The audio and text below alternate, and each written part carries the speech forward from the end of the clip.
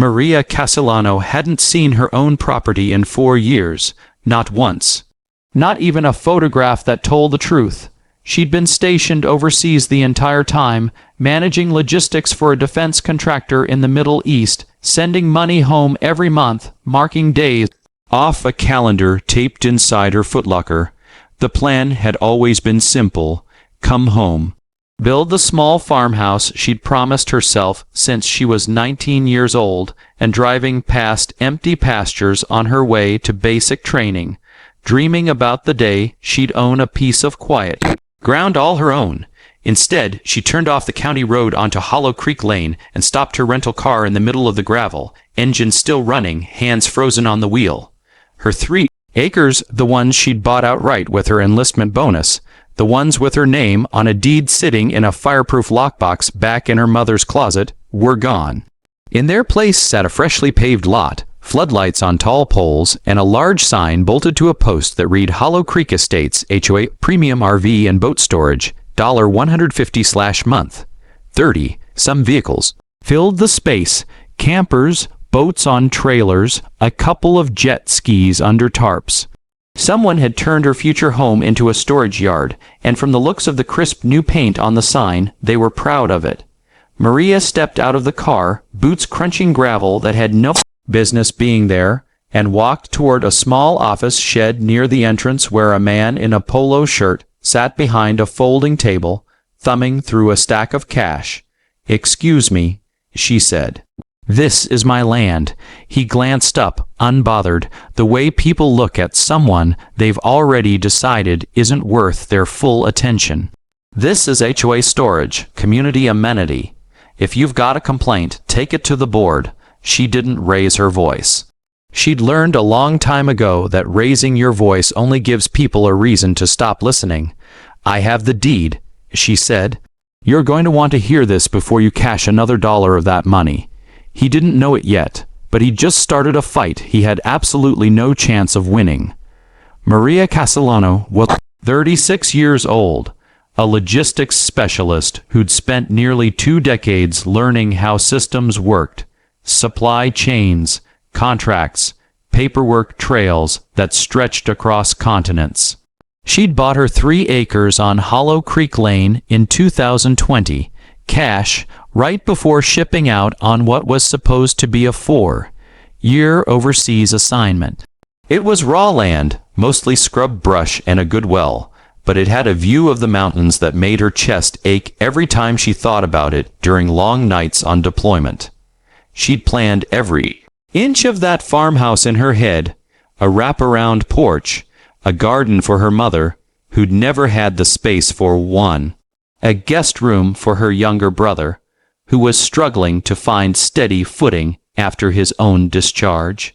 It was going to be home finally, after a lifetime of temporary quarters and borrowed rooms. While she was gone, the Hollow Creek Estates HOA, under the leadership of a man named Gregory Paulson, decided her land had better uses. Gregory was the kind of HOA president who treated the position like a small fiefdom. He'd inherited the role from his father-in-law, ran unopposed for 3 consecutive terms because nobody wanted to deal with the headache of challenging him, and had built a reputation for pushing through decisions before anyone had time to properly object. When residents began complaining that they had nowhere to park their boats and campers without violating city ordinances on residential streets, Gregory looked at Maria's undeveloped lot, quiet, unused, seemingly abandoned, and saw an opportunity. He told the board it was vacant community land. Nobody checked. He hired a paving contractor who happened to be his brother-in-law, split the storage fees between maintenance costs and something vaguely labeled administrative overhead. And within 8 months, Maria's future farmhouse site had become a profitable storage lot, pulling in nearly $4,000 a month. When Maria finally stood in front of him that afternoon, deed photo pulled up on her phone, Gregory's confidence didn't waver. "This has been HOA property since the board approved it in 2022, he said. "We had it surveyed properly. If you've got some paperwork that says otherwise, you can bring it to our attorney." "I don't need your attorney," Maria said. "I need you to read this deed, dated 2020, 2 years before your survey, and then I need you to explain to me how you missed it." For the first time, something flickered behind his eyes. Not quite fear, more like the beginning of arithmetic he didn't want to do. "I'll look into it," he said, which she would soon learn was Gregory. "Speak, for I intend to stall until this becomes someone else's problem." Maria tried the reasonable approach first, the way she always did. She called the HOA office, requested documentation, and asked for a formal meeting. Gregory scheduled her for the next board session, 3 weeks out, and used every one of those 3 weeks to prepare a defense instead of an apology. When she finally sat across from the board, Gregory slid a folder toward her filled with survey documents, permit applications, and a legal opinion from an attorney whose signature, she'd later discover, belonged to a man who'd been disbarred the previous year. "Everything here was done in good faith," Gregory said. "The lot appeared abandoned. We improved it for the benefit of the entire community." Maria studied the documents in silence, said she'd have her own legal counsel review them, and left without giving him the reaction he was clearly hoping for. 4 days later, she received a certified letter, not an apology. A cease and desist, claiming she had trespassed on HOA property during her visit and instructing her to stay off the premises, or her own 3 acres, until the matter was resolved through what the letter called proper legal channels. Gregory thought that would be the end of it. He had no idea Maria had spent nearly 2 decades learning exactly how deep a paper trail runs when someone assumes nobody's watching closely enough to find it. She spent the following 2 weeks at the county recorder's office, pulling every document connected to that lot dating back to the original subdivision plat in 1988. Deeds, easements, permit applications, tax records, board meeting minutes going back a decade. Her logistics background made the process almost second nature. She was used to tracing shipments and contracts through layers of paperwork designed to obscure rather than clarify, and this was no different. What she found confirmed what she already suspected, and then went well beyond it. The 2022 survey Gregory kept referencing had never actually been filed with the county. It existed only as an internal HOA document, never submitted for official record, which meant it carried no legal weight whatsoever. More damning, buried in the original 1988 subdivision plat, was a conservation easement running along the eastern edge of her property, a protected wetland buffer connected to Hollow Creek itself, legally barred from any impervious surface development like, say, a freshly paved storage lot. Gregory's brother-in-law had paved directly over a protected wetland buffer zone without ever pulling an environmental permit, and when Maria Cross referenced the HOA's public financial disclosures with the storage lot's estimated monthly revenue, the math didn't come close to adding up. Over roughly 18 months of operation, the lot should have generated somewhere around $70,000. The HOA's reported amenity income for that same period was listed as just under $12,000. Someone was skimming, and it wasn't subtle once you knew where to look. Maria sat in her car in the courthouse parking lot for a long time. That afternoon, papers spread across the passenger seat, feeling something cold and steady settle into her chest. It wasn't rage exactly. It was the particular clarity that comes from finally understanding the full shape of a problem. Gregory Paulson had built his entire operation on the assumption that nobody would ever check. She was about to prove him catastrophically wrong. That evening, she called an old friend from her logistics unit, a woman named Denise Okoro, who'd gone on to become an environmental compliance attorney after leaving the service. Maria walked her through everything: the missing filing, the wetland buffer, the financial discrepancy. "Maria," Denise said slowly, after a long silence on the line, "if what you're describing is accurate, this isn't a property dispute anymore. This is environmental law, financial fraud, and a falsified survey, all stacked on top of each other. That's not a cease and desist problem. That's a criminal referral. How fast can we move? Maria asked. Faster than you'd think, Denise said. But we need to be strategic. If Gregory realizes how deep this goes before we're ready, he'll destroy records, shift blame, maybe even try to intimidate witnesses. We build the case quietly, then we hit every agency at once. Maria began reaching out to neighbors carefully, the way Denise advised not to complain, but to listen. She discovered quickly that Gregory's reputation within Hollow Creek Estates was far shakier than his confidence suggested. An elderly resident named Frank Delacroix, who'd served on the board years earlier before resigning in frustration, still had copies of financial reports Gregory had tried to have destroyed during a supposed office cleanup. A younger couple, the Ibrahims, had photographs from before construction began clearly showing surveyor stakes marking a property line nowhere close to where Gregory's paving crew had actually built. Piece by piece, a case assembled itself. Gregory, sensing something shifting even if he didn't understand exactly what, grew increasingly erratic. He began showing up unannounced at residents' homes, asking pointed questions about who Maria had been talking to. He offered Frank Delacroix a consulting stipend in exchange for staying quiet about the old financial reports, an offer Frank recorded on his phone without Gregory's knowledge and immediately forwarded to Denise. That's witness tampering, Denise said flatly when she reviewed the recording.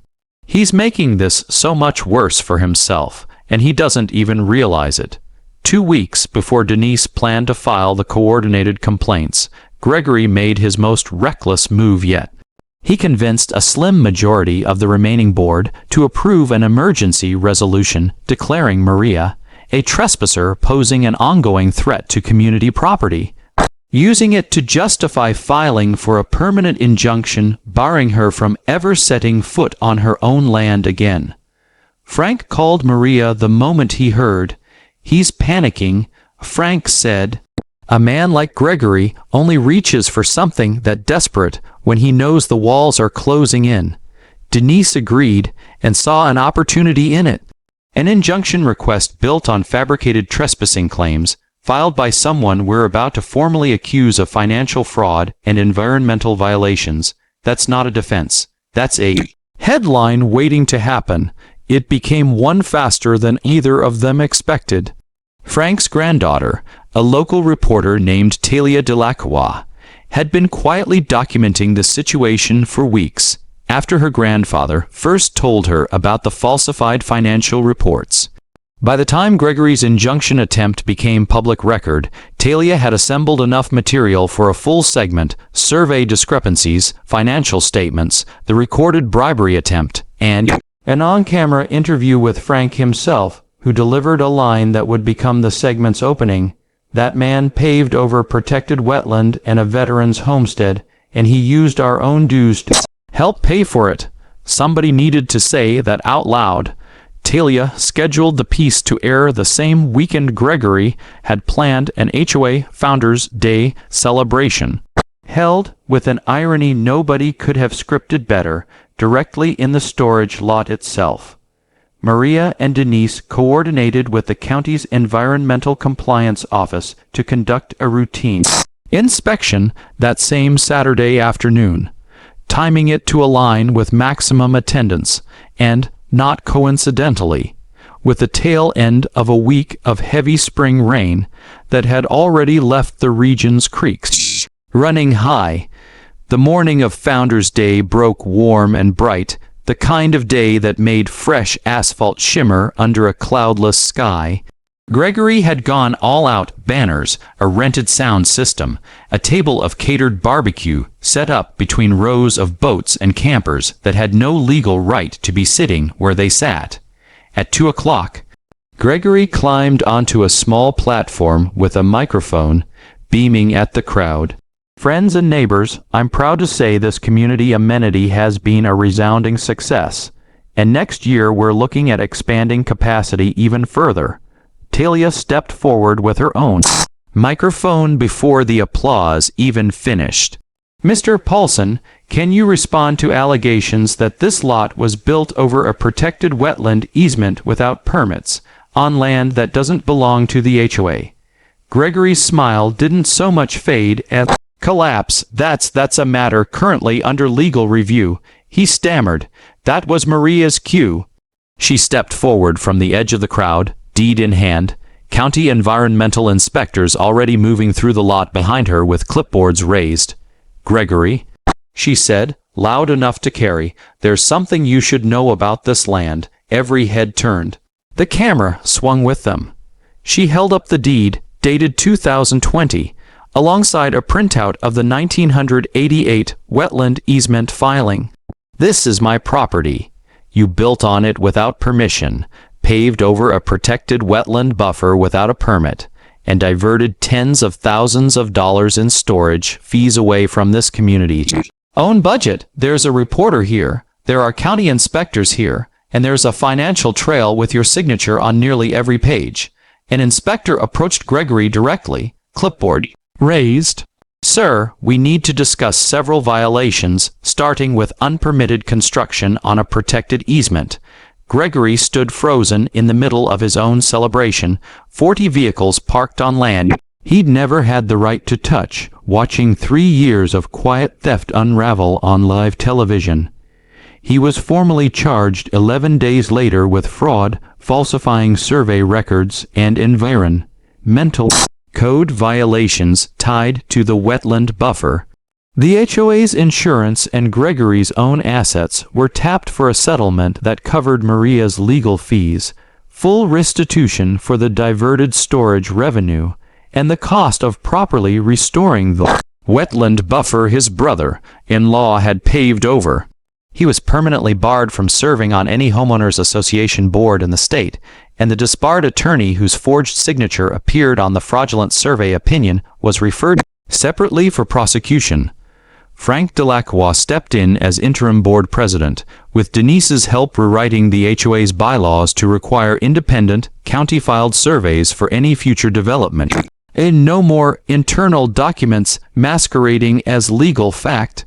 The storage lot itself was relocated to a small parcel of genuinely unused land near the entrance, properly permitted this time, with fees cut nearly in half and full financial transparency published quarterly for every resident to see.